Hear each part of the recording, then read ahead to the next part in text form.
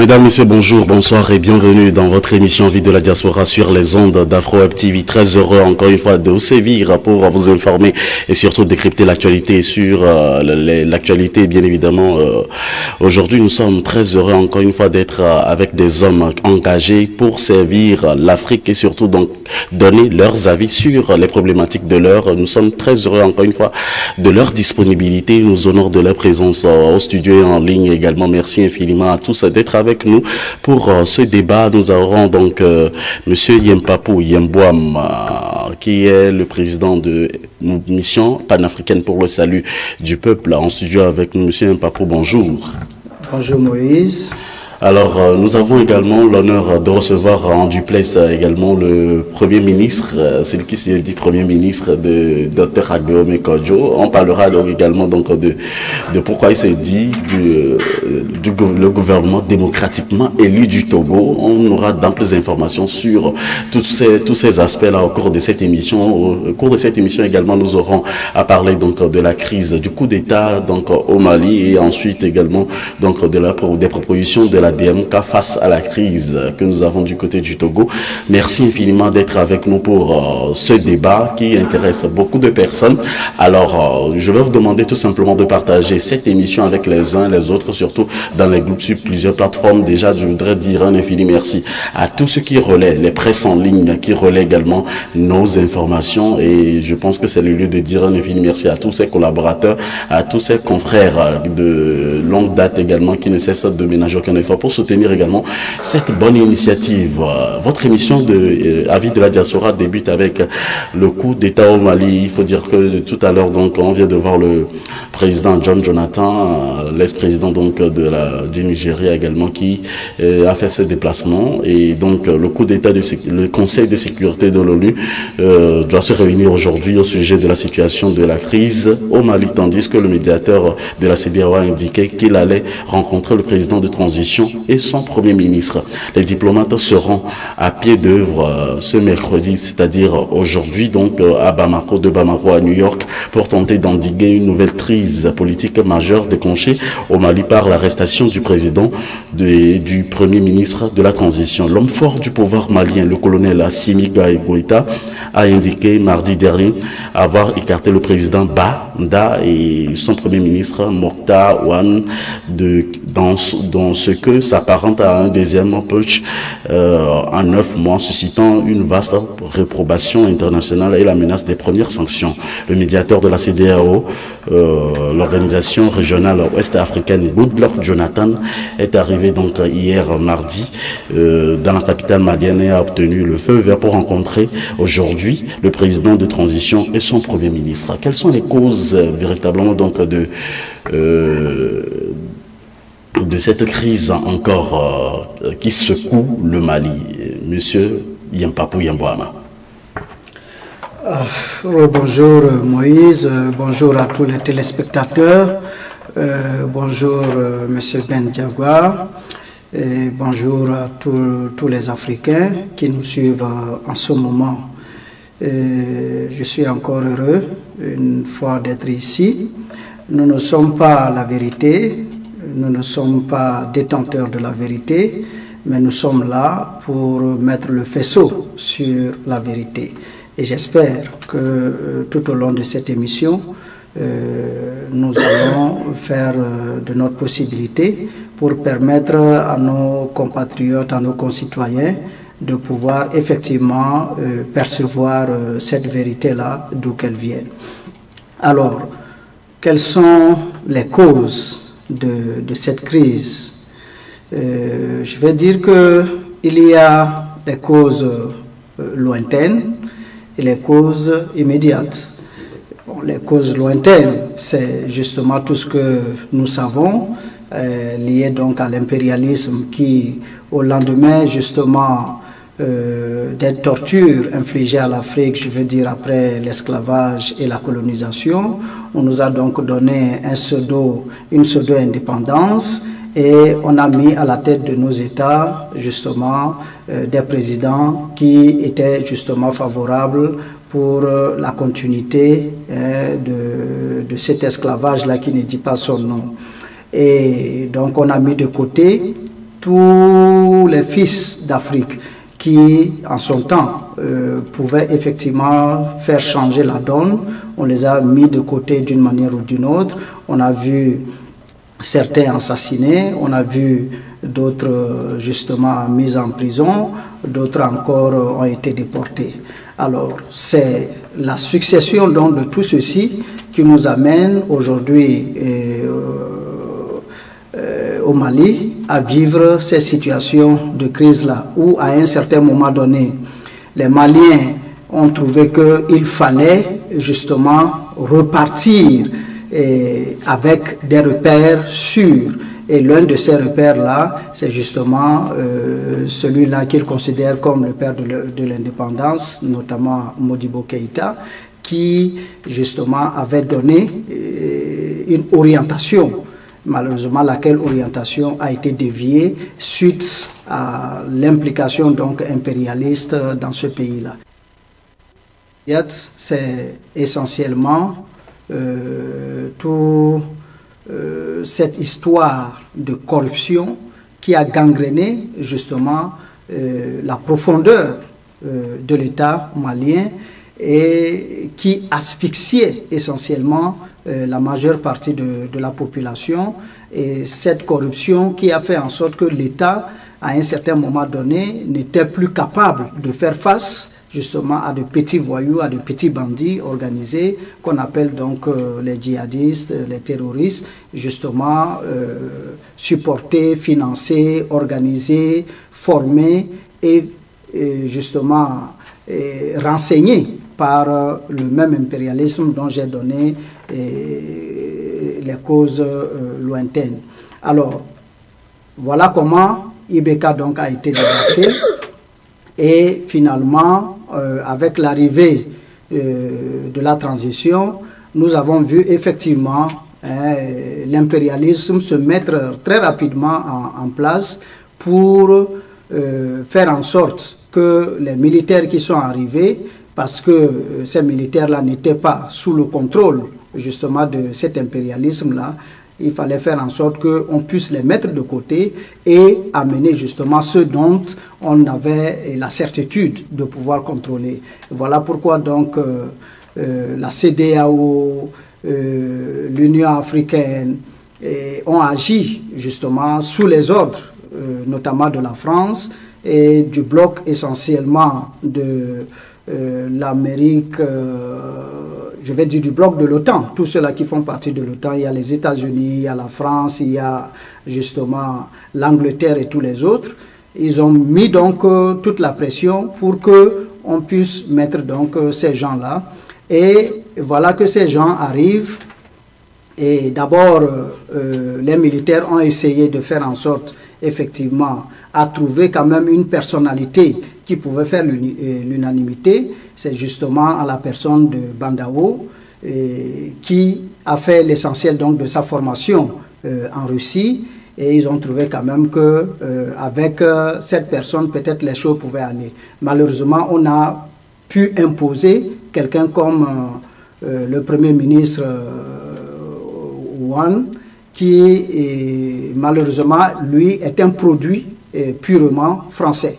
Et voilà, et donc comme je vous le disais, avec cette cause immédiate de la lutte dans le cadre du terrorisme et de la corruption qui gangrénait le pays, il y a des dossiers à l'arrivée donc des soldats qui ont pris le pouvoir, des dossiers de corruption qui ont été mis sur la table justement de la justice. Et malheureusement, le Premier ministre Mokhtar Ban fait partie donc de ceux dont les dossiers sont pendants en justice, et ce monsieur doit répondre de 169 milliards. Et malheureusement donc avec le fait qu'ils ont été imposés, ils ont réussi à bloquer le déroulement donc de la justice, et tout était donc au statu quo. Et la France ne s'étant pas arrêtée là, avec le dernier sommet qui s'est déroulé à Paris, et le président français a profité justement pour demander de l'autre côté au président Badao de pouvoir prendre ses responsabilités et de procéder donc à un remaniement du gouvernement. Et c'est par rapport donc à ce remaniement du gouvernement qu'ils ont mis à l'écart, en tout cas, deux acteurs clés de cette révolution militaire-là, qui avaient donc le portefeuille de la défense et de la sécurité. Et voilà ce qui a mis le feu aux poudres. Et les militaires ont certainement compris qu'on était en train donc de vouloir les mettre hors jeu pour pouvoir reprendre en réalité le jeu pour lequel, ou bien j'allais dire contre lequel, ils se sont battus aux côtés du peuple pour en arriver là. Donc voilà un peu, et pour maintenir là, on va revenir donc dans les grands détails pour que les gens puissent comprendre tout ce qui a entouré cette grosse histoire jusqu'à ce que finalement le président et le premier ministre aient été débarqués il y a seulement 2 jours. Merci. Merci beaucoup, Monsieur Mpapo, pour votre analyse. Nous avons également, comme annoncé en début d'émission, Monsieur Ben Diagba. Comment est-ce que vous allez, Monsieur Ben Diagba? Aujourd'hui, visiblement, vous n'allez pas bien. Je vais très bien, Moïse. Merci beaucoup pour l'émission et aussi mes sincères remerciements à toutes les téléspectatrices et tous les téléspectateurs. Avant toute chose, permettez-moi de corriger le titre que vous m'avez donné. Je suis le premier ministre du gouvernement légitime du Togo. On en reviendra là-dessus et pour d'amples informations et pour servir également les uns les autres en matière d'information. Nous parlons maintenant donc de la crise du coup d'État au Mali. Est-ce que dans ce cadre précis, on peut parler du coup d'État comme l'a fait donc Monsieur Goïta, le général Goïta? En fait, le Mali demeure un pays franchement unique dans la sous-région. Et je pense le confrère Yampapou a quand même essayé de brosser un aspect, mais il n'a pas brossé, n'a pas fait la lumière sur tout ce qui se passe au Mali. Le Mali que je connais très bien. Vous n'êtes pas sans savoir que le Mali, la zone nord du Mali, le désert, constitue une région stratégique pour les Américains. Et je sais la raison pour laquelle je dis ça. Mais avant toute chose, le coup d'État qui vient de se passer, on connaît très bien les raisons. Et la France en est pour quelque chose. La raison est simple, parce que vous voyez, M. Bandao avait une... bon, je dirais, avant que, comment il s'appelle, l'ancien président du Mali, Ibrahim, ne quitte, il y avait eu quelque chose. Il y avait une partie de l'armée malienne qui est partie en Russie faire une formation. Et de cette formation, la Russie a signé un accord avec le Mali. Et donc, quand cette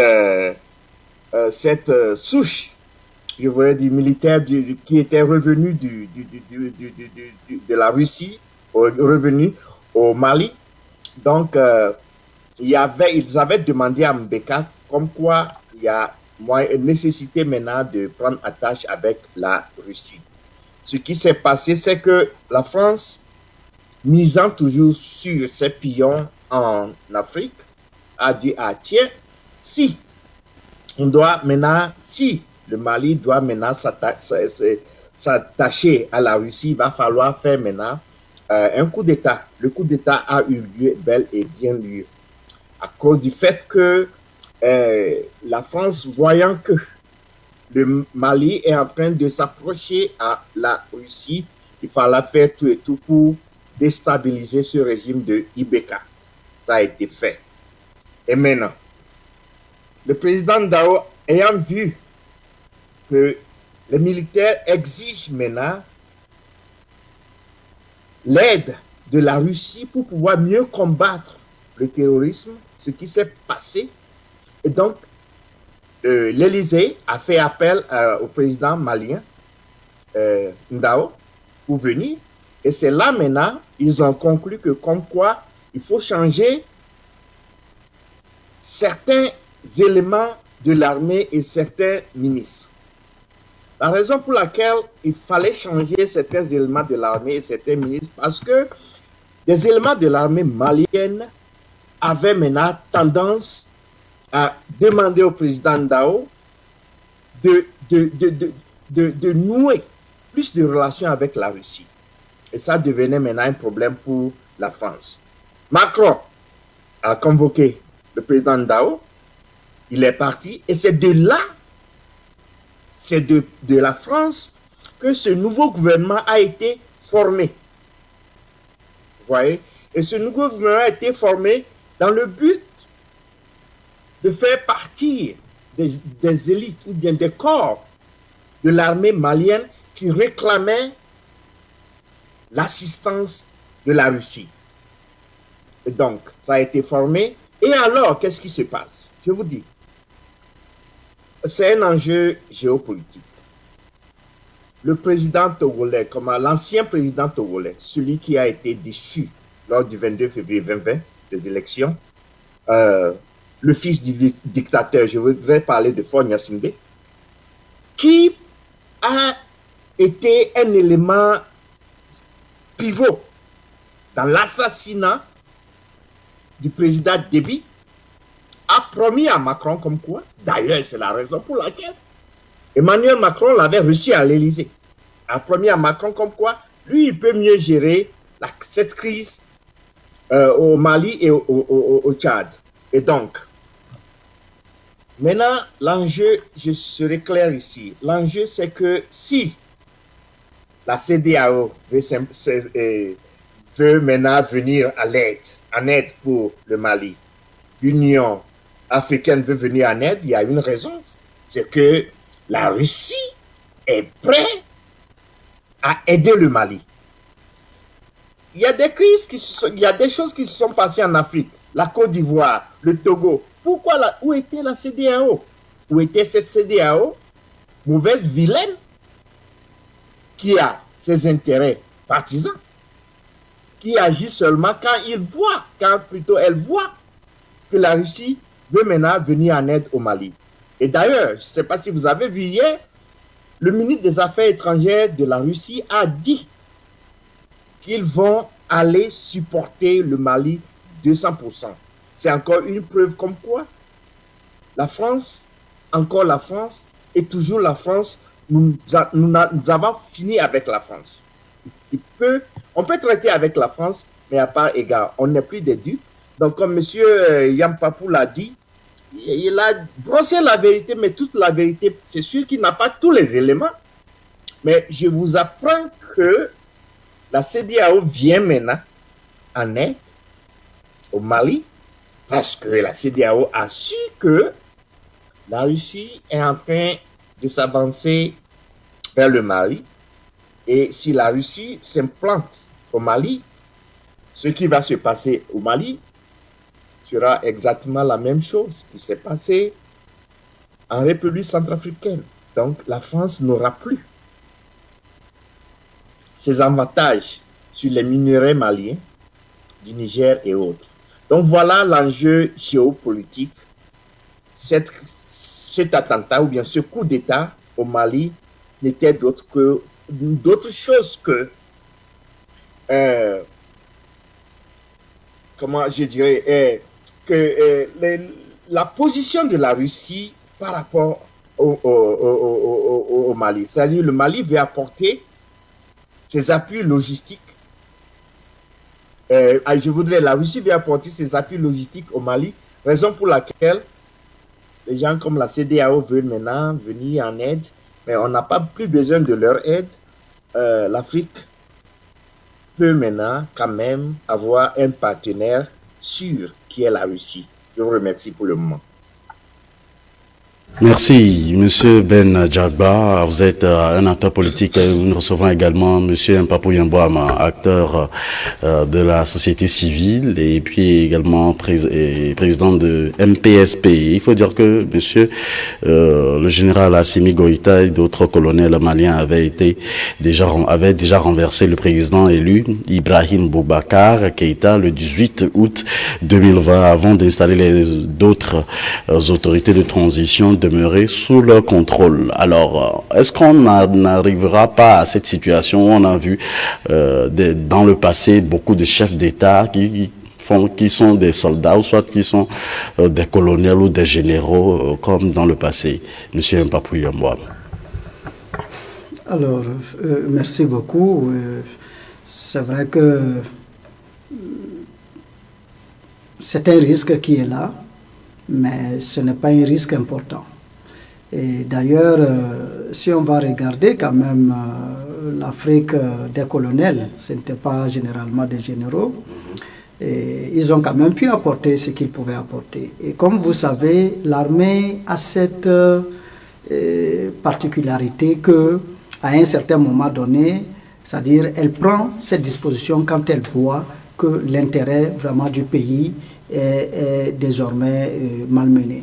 Et donc, le militaire, de par sa formation, est d'abord quelqu'un de patriote. Même si aujourd'hui, on constate que les idéologies à partir desquelles nos militaires sont formés ne sont pas véritablement adaptées pour permettre à nos militaires de jouer leur rôle régalien. Mais c'est des gens qui, en tout cas, la plupart du temps, ont pu permettre, en tout cas, au pays de retrouver la stabilité et de reprendre en main un certain nombre d'enjeux. Le cas du colonel Kadhafi le prouve à suffisance. Je crois que Kadhafi, même si l'histoire ne l'avait pas prévu, il aurait fallu que cet accident de l'histoire arrive. Parce que par le biais de Kadhafi, on a fait quand même un bon chemin avec le panafricanisme, de telle sorte qu'aujourd'hui, tout le monde sait à peu près vers où il faut aller. Parce que les solutions étaient déjà là. On a juste supprimé des gens, mais les solutions sont déjà là. C'est donc beaucoup plus facile d'aller vers. Alors maintenant, si il devait arriver que l'Afrique fasse face à ces situations-là, moi je ne dirais pas que je condamne, mais je dirais qu'il faut regarder en fonction des circonstances et des enjeux. Voilà. Par exemple, ce qui semble être un désordre actuellement au Mali, moi je ne peux pas condamner ça. Je ne peux pas condamner ça parce que les éléments que j'ai à ma disposition montrent que même si les militaires n'ont pas pu jusqu'à aujourd'hui s'affirmer comme ils auraient voulu, je crois que ces militaires-là sont pour le peuple. Et donc ça fait que je ne peux pas condamner. Et maintenant, au-delà de ça, pour revenir à ce que M. Ben Djagba disait, bon, comme c'était une parole introductive, vous voyez, les détails, comme je l'ai dit, devraient venir plus tard. Mais je voudrais revenir justement sur un élément, au moins un des éléments importants. Lorsqu'il a dit qu'à un certain moment donné, la France était donc en train de préparer donc, la contre-révolution pour sortir IBK, si on n'explique pas ça bien, les gens peut-être peuvent mal comprendre ça. Dans la réalité, qu'est-ce qui s'est passé? Lorsque justement le M5 et tous les mouvements donc, au niveau du Mali ont commencé à porter plus haut la voix donc, des populations, et la France, comme vous le savez, hein, tous ces pays impérialistes-là, ils savent prévoir les choses. Ils ont compris que tôt ou tard, justement, IBK devait tomber. Alors que IBK, c'est leur pion. Donc, il fallait trouver une solution de rechange pour s'assurer qu'au moment venu, on puisse trouver la bonne personne pour remplacer. Malheureusement, ils ont été très courts dans leurs prévisions et l'armée les a surpris. Donc l'armée les ayant surpris, Et ça fait que ceux-là qui sont arrivés n'étaient pas ceux-là qui étaient sous leur coupole en réalité. Et donc voilà le véritable problème. Sinon, effectivement, la France a injecté justement au sein de la société civile au Mali, ils ont financé des gens pour organiser une nouvelle société civile, pour faire en sorte que de cette nouvelle société civile-là, on puisse trouver quelqu'un qui devait remplacer Ibeka au moment venu. Seulement, ils ont été pris de court. Et maintenant, je vais vous donner des références pour que les gens comprennent exactement ce qui se passe au Mali actuellement. Vous vous souvenez, à l'une de nos éditions ici, j'avais indiqué comment la France agit pour expliquer qu'en réalité, nous ne sommes nullement indépendants. Et j'avais évoqué le fait que, par exemple, les Maliens avaient souhaité discuter avec tous les groupes rebelles et que la France avait dit niet, et que c'est seulement avec certains rebelles qu'il fallait négocier, mais pas avec tous les autres. Et ensuite, la ministre des Armées françaises, Pali, a dit une phrase qui a tout son sens aujourd'hui. La ministre Pali, en son temps, avait dit quoi? Au lendemain du coup d'État du colonel Goïta sur Ibeka, j'allais dire contre Ibeka. Elle est sortie sur les médias, elle a dit que les militaires avec lesquels la France discute ne sont pas les militaires de Bamako. C'est-à-dire que le colonel Goïta et sa bande-là, qui avaient donc pris le pouvoir, la France trouvait que ce n'est pas eux qui étaient les militaires légitimes avec lesquels il faut discuter. De manière claire, c'est un langage diplomatique pour dire qu'en réalité, ils ne les reconnaissent pas, ils ne sont pas leurs pions. Ce n'est pas des gens qu'ils peuvent manipuler. Donc il fallait maintenant trouver le moyen de mettre plutôt des gens qu'ils pouvaient effectivement contrôler. Donc gardez bien cette phrase-là que la ministre a dite.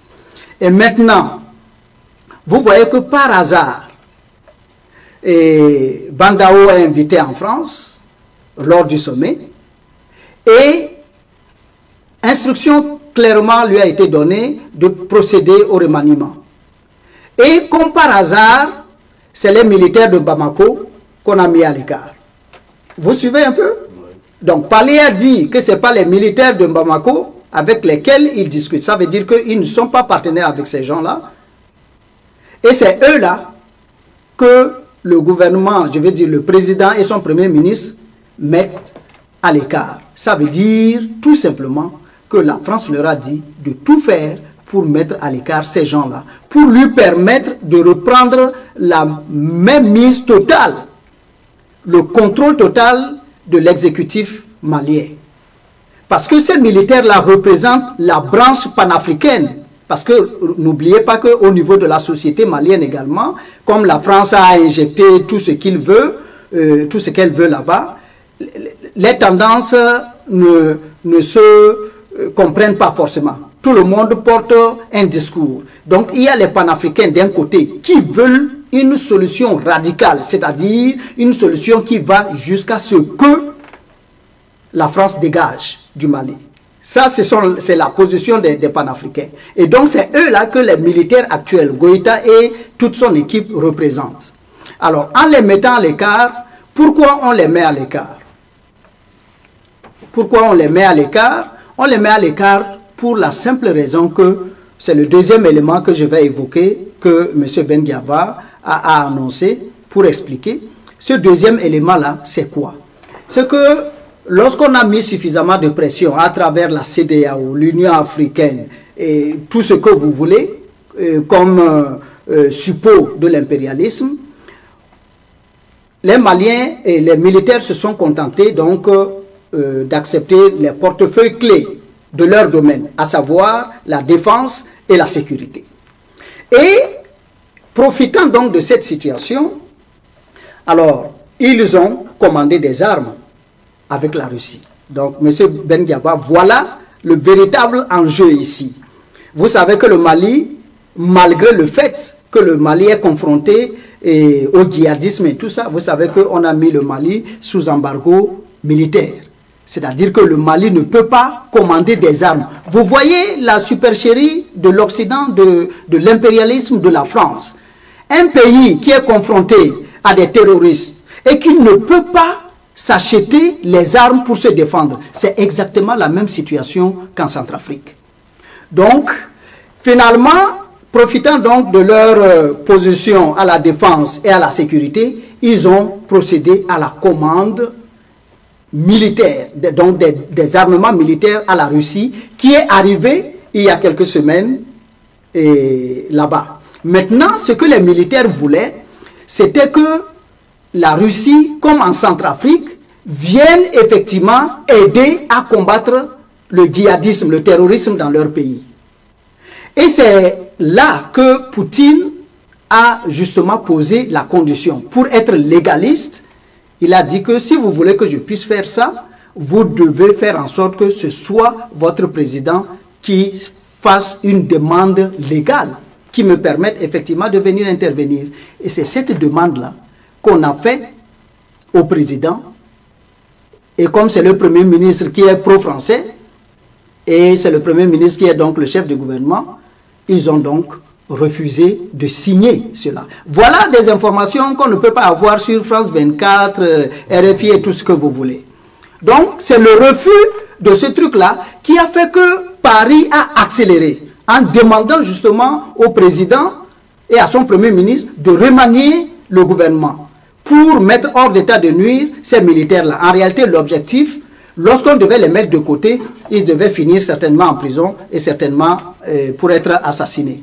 Et donc, eux, quand ils ont été mis à l'écart, sinon comment vous pouvez comprendre que celui-là qui a permis justement de mettre Ibeka à côté, qui est devenu la deuxième personnalité du gouvernement, vous formez le gouvernement sans le consulter, sans absolument rien lui dire. Et vous mettez deux postes clés comme ça, comme la défense et la sécurité qu'ils avaient, et ils les donnent à qui? À des généraux sous la solde de la France. Ceux-là dont Parly avait indiqué en disant que ce n'était pas les militaires de Bamako. Donc, c'est pour permettre justement à nos compatriotes de comprendre tous les enjeux qui sont ici. Donc, c'est en réalité la crainte de l'arrivée de la Russie en Centrafrique, puisque la France voit déjà tout ce que la Russie l'a déjà mise hors jeu pratiquement en Centrafrique.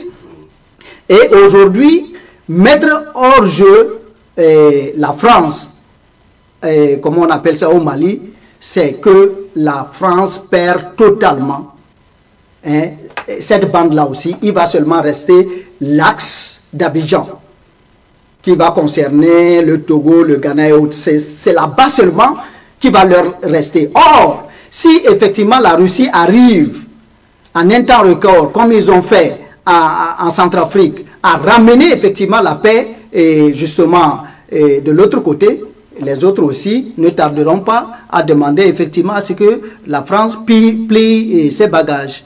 Donc voilà le véritable enjeu, Moïse, si vous voulez comprendre ce qui se passe, ce qui se joue actuellement. Et vous allez voir que la France, dans son jeu, pour encore nous mettre dans son sac, depuis hier, martèle sur RFI, sur France 24 et autres là, que c'est juste pour des questions de portefeuille ministériel que les militaires font un coup d'État. Ce n'est pas cela. Mais comme vous le savez, les militaires eux aussi sont quand même au sommet. Il y a des choses qu'ils ne peuvent pas dire. Et ce que les gens ne peuvent pas dire là, de manière claire, c'est ça nous notre rôle en tant qu'analyste.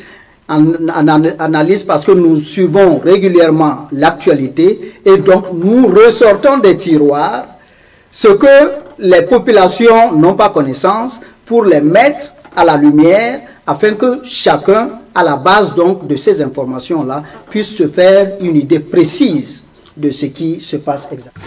Merci Monsieur Mpapo pour votre analyse. Je rappelle que vous êtes sur le www.afrowebtv.com avec nos analystes des hommes qui se mettent disponibles pour nous aider, pour nous éclaircir, pour donner également leur point de vue. Que pense la diaspora sur la crise au Mali ou soit le coup d'État au Mali? Vous pouvez nous appeler sur le 319 462 89 119. Nous sommes également avec le Premier ministre du gouvernement de Dr Agbeome Kodjo.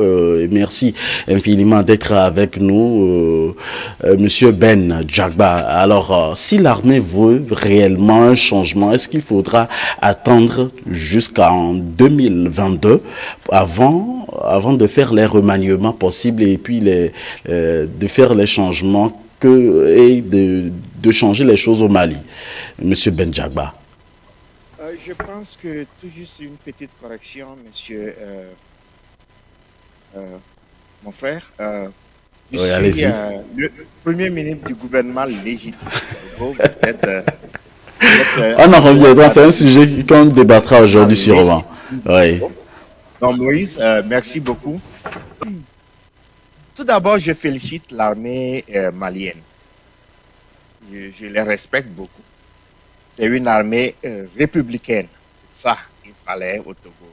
Et nous y travaillons. Et donc, vous avez vu quand, lors de la chute du président Ibeka, l'armée était du côté de la société civile. Il n'y avait pas eu assez de morts. Donc, je félicite l'armée malienne pour leur sens de patriotisme toujours affiché.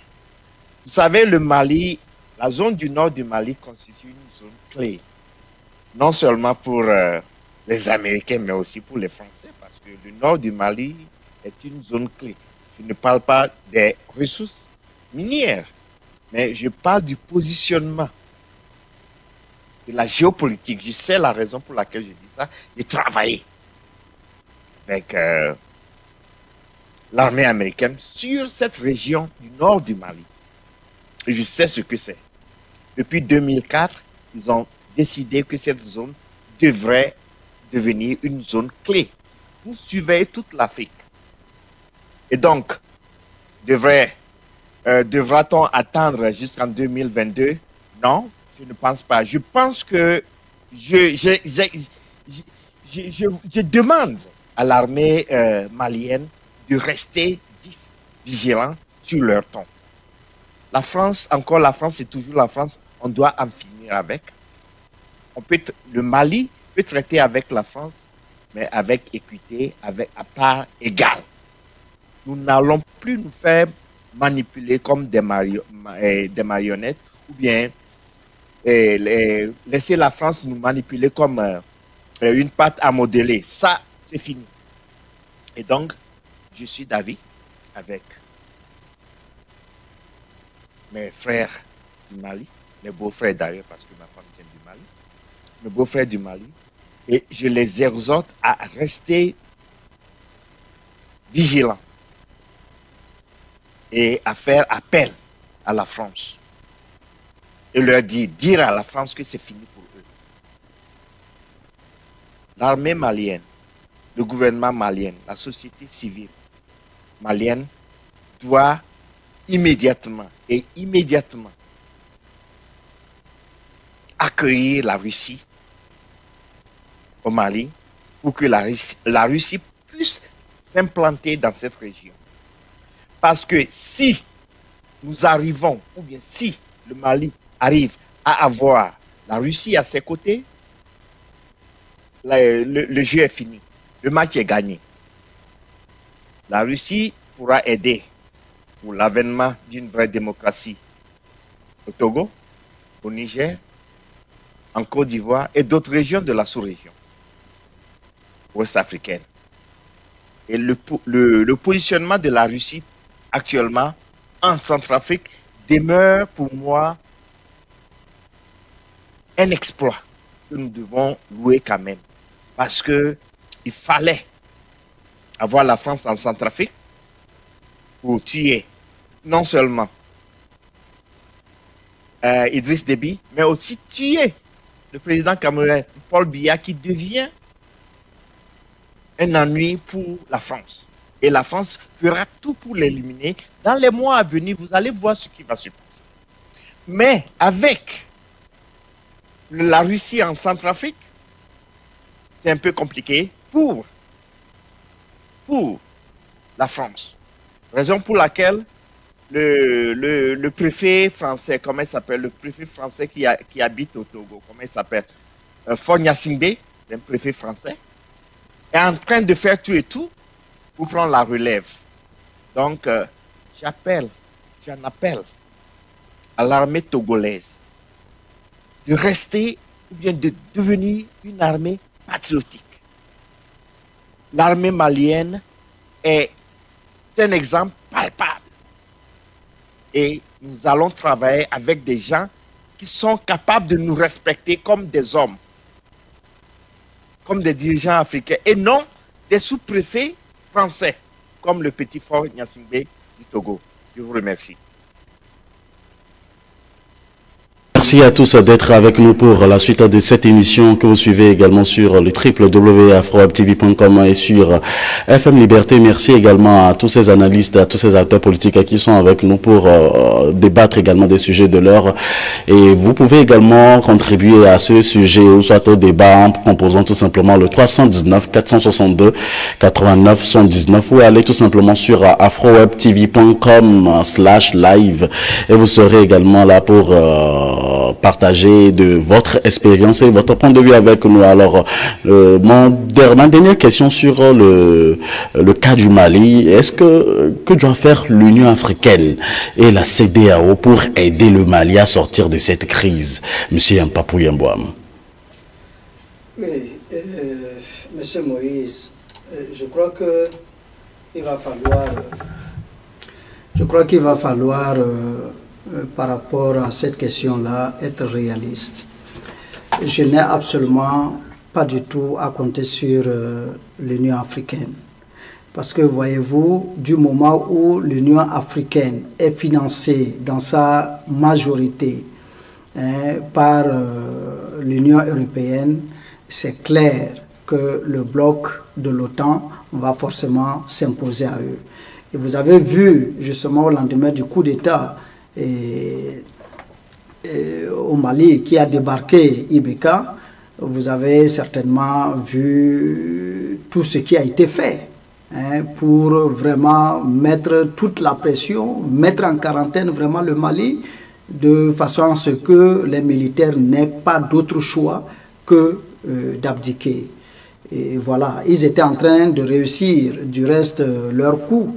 Heureusement que les militaires se sont très vite avisés. Donc, je n'apporte aucun espoir, je ne porte aucun espoir sur une quelconque intervention de l'Union africaine. Mais, si d'aventure l'Union africaine reprend un peu de dignité, pour montrer quand même qu'après tout on est africain, l'Union africaine devrait tout simplement considérer ce que l'armée a donné comme déclaration. Parce que l'armée n'a pas dissous le conseil de transition. L'armée a tout simplement dit que le président de la transition et le premier ministre ont trahi leur mission, leur serment. Et que pour cela, ils les ont mis à côté et que la transition doit poursuivre son cours normal. Donc, en principe, ils doivent saisir cette opportunité pour tout simplement essayer d'aider justement les militaires à voir comment aller très rapidement sur les objectifs qui avaient été préalablement définis pour ne pas remettre en question encore une fois les choses qui vont mettre à mal le pays et donc par ricochet faire perpétuer la souffrance des populations maliennes. L'Union africaine, normalement, par nature, est une institution populaire. C'est une organisation des peuples. En principe, l'Union africaine, pour prendre même normalement position sur un certain nombre de choses, ou même dans son organisation, le peuple devrait avoir son mot à dire, comme ça se passe en Occident, dans l'Union européenne, quand il y a un sujet sérieux, ils organisent des référendums dans leur pays. Mais ça ne se fait pas justement en Afrique et nous n'arrivons pas à comprendre pourquoi les choses se passent ainsi. Alors, donc, maintenant, pour revenir en tout cas et sortir, je voudrais tout simplement rappeler, permettez que je prenne mon petit bout de papier, ce que nous sommes en train de dire, c'est vraiment sérieux. Il faut savoir que tout dernièrement est sorti en France un livre intitulé « Le piège africain de Macron ». Et l'auteur, c'est Antoine Glaser. Et dans ce document, justement, on décrit comment est-ce que la France était en train d'installer justement une société civile au niveau du Mali pour permettre la contre-révolution. Donc pour contrecarrer en réalité les vrais révolutionnaires et se débrouiller pour remettre en selle justement ceux-là qui sont sous son solde.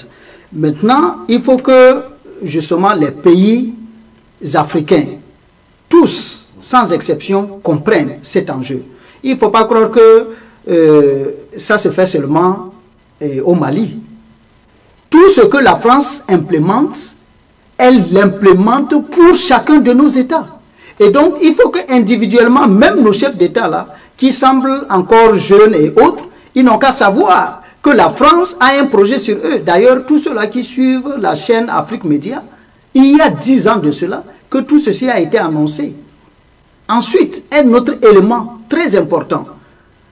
Lorsque on nous a catapulté le Covid, ou bien c'est la Covid, je ne sais plus, qu'est-ce que nous avons vu? On a vu un document du Quai d'Orsay sortir avec un plan pour expliquer comment justement tous nos présidents là devraient tomber et comment il fallait organiser la relève. Ce sont des choses que nos chefs d'État doivent prendre conscience et faire en sorte qu'ils ne continuent pas de constituer les talons d'Achille de l'Afrique. Et le professeur Obenga, qui est donc le disciple de Cheikh Anta Diop encore vivant, nous a suffisamment instruit là-dessus. Nous devons quitter notre peau d'argile pour revêtir une peau justement de fer qui va faire en sorte que les Occidentaux perdent leur hégémonie sur nous. Maintenant, aujourd'hui, il est question de se poser la question de savoir qui d'entre les militaires de Bamako actuellement et de Bandao et du Premier ministre Mokhtar Ouane sont légitimes aux yeux du peuple. Pour être sincère, voilà des militaires qui ont parachevé la révolution populaire. Et tout le monde a vu comment le peuple est sorti saluer ces militaires-là. Donc, à mon sens, ces militaires-là sont suffisamment légitimes pour quand même légiférer au nom du peuple malien. Alors que Bandao et son Premier ministre ont été en réalité imposés aux Maliens par le truchement justement de toute cette pression qui était tombée donc sur le Mali au lendemain donc du coup d'État.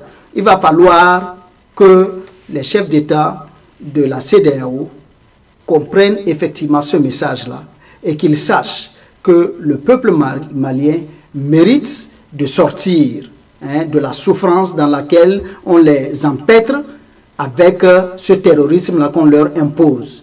Maintenant, pour chuter définitivement, M. Ben Diagba, dans une autre émission que nous avons partagée ici, je vous ai expliqué les raisons pour lesquelles je ne me sens pas capable de vous appeler Premier ministre. J'aurais bien voulu le faire, mais je ne pense pas que les conditions dans lesquelles les choses se sont passées, je ne pense pas que vous disposiez ni de la légalité, ni de la légitimité. Et en tant qu'acteur de la société civile, je ne peux donc pas me permettre cet amalgame-là et vous appeler Monsieur le Premier ministre. Cependant, je souhaite vivement, peut-être un jour, vous serez peut-être Premier ministre du Togo. Moi, ça me ferait bien plaisir et j'espère que cela va arriver dans votre vie. Mais pour l'heure, comprenez que je sois toujours obligé de vous appeler M. Ben Diawa. Merci. Merci Monsieur Mpapou pour votre analyse, ça fait plaisir. Et également, donc nous allons boucler cette première partie avec concernant la crise du Mali, surtout donc ce qui se passe, les situations au Mali en ce moment. Alors quelles sont les issues pour sortir très rapidement et trouver solution pour le Mali, Monsieur Ben Diawa? On ne vous reçoit pas, on ne vous reçoit pas. Revoyez si vous avez ouvert votre micro. Merci bien Moïse, et merci bien Yampapou, Yambouame. La légitimité d'ailleurs vient du peuple. Le peuple a donné sa légitimité au président démocratiquement élu du Togo, son excellent docteur Agbeomi Essa Kodjo. Et donc, cette légitimité vient du peuple. Et donc, raison de plus pour laquelle vous devez vous référer à moi comme le Premier ministre du gouvernement légitime du Togo. Et donc, vis-à-vis de la situation du Mali, je pense que l'armée malienne doit toujours rester sur son qui-vive. La raison pour laquelle, c'est parce que nous ne voulons plus une France qui puisse nous mettre des bâtons dans les roues en Afrique. Je salue le peuple malien pour le courage, l'armée malienne pour leur patriotisme. Donc, parler de légitimité ici, je pense que la légitimité vient du peuple. Et donc, j'exhorte, j'en appelle à l'armée patriotique malienne de rester toujours vigilant et de bouter au dehors cette France qui ne cesse de faire des sous-préfets en Afrique, qui constituent des handicaps pour le peuple africain. Et le Mali est très bien parti et je les salue. Je salue le peuple malien, je salue la jeunesse malienne, je salue l'armée malienne à rester toujours vigilant pour bouter au dehors la France. Nous allons travailler pour une relance, je voudrais dire une indépendance véritable de l'Afrique. Quand nous aurons à traiter à part égale avec la France, ça sera notre véritable indépendance en Afrique. Et donc, en tant qu'issue pour une sortie de crise, la CEDEAO n'a rien à nous promettre encore. Nous avons vu la CEDEAO d'échec en échec. Donc, cette initiative de la CEDEAO, on doit complètement le mettre au dehors et puis rebâtir notre Afrique, rebâtir je peux dire, des relations nouvelles avec la Russie pour un développement harmonieux et une indépendance véritable de l'Afrique. Je vous remercie. Merci Monsieur Ben Diawa pour votre intervention. Nous sommes également dans votre émission Avis de la diaspora sur les ondes d'Afro Web TV avec votre serviteur Moïse Agbeyinga à la mise en onde également et à la diffusion, présentation également sur cette émission. Merci infiniment d'être avec nous. Pour ceux qui essaient également de partager cette émission, nous vous disons infiniment merci pour tout ce que vous faites. On se retrouve juste après ce petit break qui permettra également donc à tous nos invités de se ressourcer. On revient juste derrière. Pour assurer votre divertissement et vous informer en temps réel, suivez toutes vos émissions et programmes préférés sur Afro Web TV. Afro Web TV vous propose un programme varié, diversifié sur www.afrowebtv.com. Sur Afro Web TV, ce sont des reportages, des interviews, des émissions interactives, des débats et des documentaires entrecoupés des informations. Afro Web TV, disponible sur YouTube et sur www.afrowebtv.com. Afro Web TV, la télé plus proche de vous et dans vos téléphones. Que pensez-vous de l'actualité africaine cette semaine? Chaque semaine, nous vous invitons à décrypter l'actualité de la semaine avec nous sur votre télé Afro Web TV. Retrouvez les analystes politiques pour donner les différents points de vue sur des sujets de l'heure chaque mercredi à 11 h et chaque samedi à partir de 11 h Central Time sur Afro Web TV. Pour participer, appelez-nous ou envoyez-nous des messages par WhatsApp sur le +1 319 462 89 79.